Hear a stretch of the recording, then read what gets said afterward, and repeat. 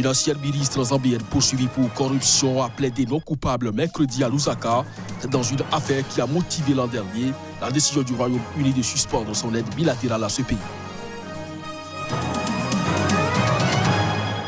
En Éthiopie, le chef d'état-major de l'armée nationale et le président de Amara ont été honorés dans leur région natale mercredi. Ces hauts responsables éthiopiens ont été assassinés samedi dans 2 attaques.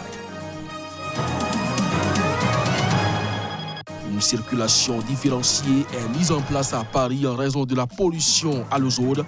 La canicule s'installe en France avec des températures qui vont encore monter d'un cran. C'est là le sommaire de ce journal. Mesdames, Messieurs, bonjour et bienvenue. Plusieurs personnalités, dont le chef d'état-major de l'armée nationale et le président d'une région du nord-ouest de l'Éthiopie, ont été honorés dans leur région natale mercredi. Les hauts responsables éthiopiens ont été assassinés samedi dans 2 attaques différentes. Reportage. Les assassinats de 5 hauts responsables de l'Éthiopie s'inscrivent dans le cadre de la crise politico-ethnique que traverse le pays. Déjà, plus de 2 millions de déplacés. Les récents événements ont plongé l'Éthiopie dans l'émoi. Les autorités ont qualifié ces événements de tentatives de coup d'État contre le gouvernement de la région d'Amara dans le nord-ouest.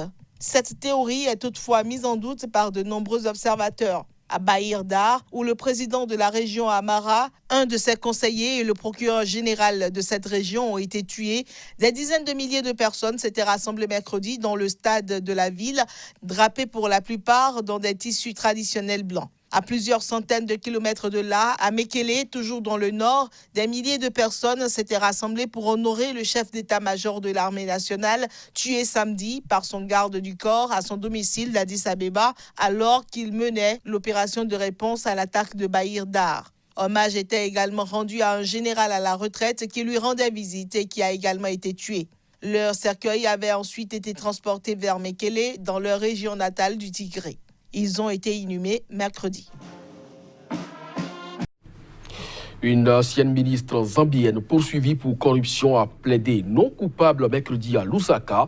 C'est dans une affaire qui a motivé l'an dernier la décision du Royaume-Uni de suspendre son aide bilatérale à ce pays d'Afrique australe. Reportage. Emerine Kabonchi avait été interpellée en mai pour abus d'autorité entre juin 2017 et avril 2019, période pendant laquelle elle occupait le portefeuille du développement communautaire et des services sociaux. L'ex-ministre zambienne, selon les documents présentés au tribunal, est poursuivie pour fraude dans l'attribution du programme de transfert social d'argent liquide destiné aux familles les plus pauvres du pays. Mais mercredi, l'accusée a déclaré comprendre les charges qui pèsent sur elle et plaide non coupable. Elle comparaissait libre après avoir obtenu sa libération sous caution. Son procès doit débuter le 13 août. En septembre, l'ambassadeur britannique à Lusaka avait annoncé le gel de toute l'aide bilatérale du Royaume-Uni en raison d'inquiétudes après les accusations de détournement de fonds. Selon son département du développement international, le gouvernement britannique devait verser 47 millions d'euros d'aide à la Zambie pendant l'année budgétaire 2018-2019. La Suède et la Finlande avaient aussi suspendu leur aide à Lusaka. Le président zambien Edgar Lungu s'était alors dit gravement préoccupé par ces accusations et avait ordonné une enquête, puis rapidement limogé sa ministre.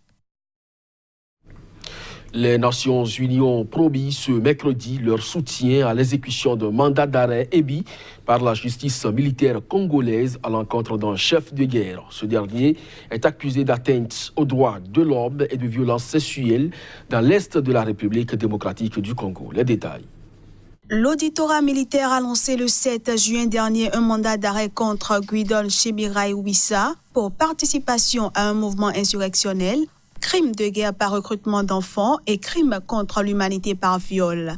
Déjà sous sanction de l'ONU, des États-Unis et de la France qui ont gelé ses avoirs en 2018, le chef de guerre est à la tête depuis 2015 d'une coalition de groupes armés dans la province du Nord Kivu.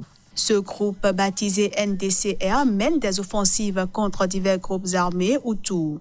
Le chef de guerre est aussi accusé de se substituer aux autorités locales et de se livrer avec ses hommes à des exactions graves sur les populations civiles, d'après le mandat d'arrêt consulté et authentifié par RFI. Nous allons accompagner la justice militaire congolaise pour pouvoir exécuter ce mandat, a précisé la porte-parole de la MONUSCO, Florence Marshall, lors de son point de presse hebdomadaire. Depuis le début de l'année, près de 300 allégations de violences sexuelles liées au conflit ont été rapportées dans le territoire de Massissi, un des territoires du Nord Kivu. Le Bureau conjoint des droits de l'homme a vérifié 111 cas entre janvier et avril dernier, dont la moitié sont imputables au NDCR, a ajouté la porte-parole. La MONUSCO a qualifié le mandat d'arrêt de développement positif pour la sécurisation de la province et la lutte contre l'impunité. Des manifestants ont mené ce mardi une action devant le Parlement à Rabat pour demander une réforme de la loi sur l'interruption volontaire de grossesse. Elle favorise, selon eux, des avortements clandestins et les abandons d'enfants. Images et sons. 200 000 avortements clandestins par an, 26 bébés abandonnés par jour, proclamaient les banderoles et affiches déployées. Cette action médiatique a été initiée par l'Association marocaine de lutte contre les avortements clandestins, dirigée par le professeur Shafik Shraibi, un médecin figure de pro de la lutte contre l'avortement clandestin. Une petite foule a déposé devant le Parlement des poupées portant l'inscription article 453, en référence à un article de loi qui punit l'interruption volontaire de grossesse de 6 mois à 5 ans de prison, sauf quand la santé de la mère est en danger. Il y a un article de loi qui est l'article 453 du Code pénal marocain, qui est le seul article qui ne pénalise pas l'avortement, qui ne punit pas l'avortement. Il dit que l'avortement n'est pas puni lorsque la vie ou la santé de la femme sont menacées. Et la santé, telle qu'elle est définie par l'OMS, c'est la santé physique, psychique et mentale. Donc, faisant entrer dans cet article 453, quand la santé physique, psychique ou sociale de la femme sont menacées, on aura le droit de faire un avortement dans les règles de l'art. Il est temps que cet article 453 qui sanctionne tout acte d'interruption de grossesse, il est temps qu'il disparaisse de nos lois parce que c'est ce genre d'articles discriminatoires. Ne prenons pas en considération la situation des femmes qui font des grossesses non désirées. Le Maroc s'était engagé en 2015 dans un profond débat sur l'urgence d'un assouplissement de sa législation. Une commission chargée par le roi Mohamed VI de soumettre des propositions avait recommandé d'autoriser l'avortement dans quelques cas de force majeure, notamment en cas de viol ou de grave malformation. Aucune loi n'est depuis venue entériner ces recommandations. Les manifestants hongkongais saisissent l'opportunité du sommet du G20 mobilisé contre un projet de loi visant à permettre les extraditions vers la Chine. Ils se sont rendus mercredi au consulat de plusieurs pays étrangers. Le but est de les exhorter à discuter avec Pékin de la question lors du sommet. Reportage. L'ex-colonie britannique est le théâtre de manifestations monstres depuis plusieurs semaines et la violence de la riposte policière lors de l'une d'elles a poussé les autorités de la ville à suspendre l'examen du texte controversé. Mais les manifestants exigent l'abandon pur et simple d'un projet de loi qui est, selon eux, une nouvelle atteinte au principe un pays, deux systèmes qui avait présidé à la rétrocession en 1997 de l'ancienne colonie à la Chine. Pour atteindre leur objectif, les opposants au projet de loi ont opté pour des actions ciblées plutôt que pour une mobilisation massive permanente qui risquerait de s'essouffler. Mercredi, ils ont profité de l'imminence du G20 à Osaka, où se réunissent vendredi les plus grands pays du monde pour accroître la pression sur la chef de l'exécutif hongkongais, Carrie Lam, et sur le président chinois Xi Jinping. Un millier de manifestants se sont ainsi rendus aux différents consulats de pays du G20 comme les États-Unis, la Grande-Bretagne ou la France pour y déposer des pétitions. Ils ont enjoint les diplomates de faire pression sur leur gouvernement pour qu'ils abordent le sujet avec Pékin. Semble-t-il, leurs cris ne tombent pas dans les oreilles de sourds. Déjà, le président américain Donald Trump a fait part de son intention d'évoquer le sujet avec son homologue Xi Jinping, alors que Pékin a répété que le G20 n'était pas le lieu pour discuter des questions intérieures chinoises.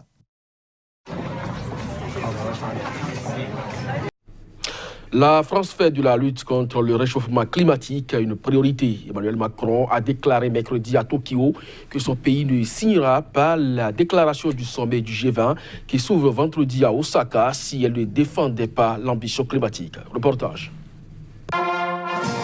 Le président français a expliqué ne pas vouloir que la déclaration publiée à l'issue du sommet du G20 marque un recul sur la lutte contre le réchauffement climatique. Ce, par rapport au texte signé lors des principaux G20, dont celui de Buenos Aires l'an dernier. Pour Emmanuel Macron, les dirigeants n'ont pas le droit d'avoir un G20 inutile. Si on ne parle pas de l'accord de Paris et si, pour se mettre d'accord dans une salle à 20, on n'est pas capable de défendre l'ambition climatique, ce sera sans la France. Si on ne va pas plus loin sur notre ambition climatique, ça veut dire qu'on se réunit pour rien. Et nous le partageons avec le Premier ministre Abe, nous tenons au G20. Et donc nous nous battrons pour avoir un texte ambitieux. Si certains sont désolidaristes, ce qui je pense n'est pas souhaitable, prendront leurs responsabilités, mais nous nous battrons pour avoir ce que nos concitoyens attendent et ce que nous nous devons à nous-mêmes. C'est-à-dire la réitération de notre engagement derrière l'accord de Paris, la volonté de mettre en œuvre des mesures qui permettent d'y arriver.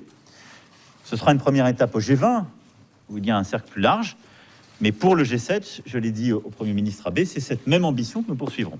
Selon des informations de presse s'appuyant sur une version non définitive du texte, le projet de déclaration préparé par la présidence japonaise du G20 a été édulcoré sur le climat pour être accepté par Washington. Les États-Unis ont décidé de se retirer de l'accord de Paris sur le climat signé en 2015, mais ce retrait ne sera effectif qu'en 2020. Une circulation différenciée est mise en place à Paris en raison de la pollution à l'ozone. La canicule s'installe en France avec des températures qui vont monter de cran. Reportage. Cet épisode caniculaire exceptionnel pour un mois de juin va se poursuivre au moins jusqu'en fin de semaine, a prévenu Météo France.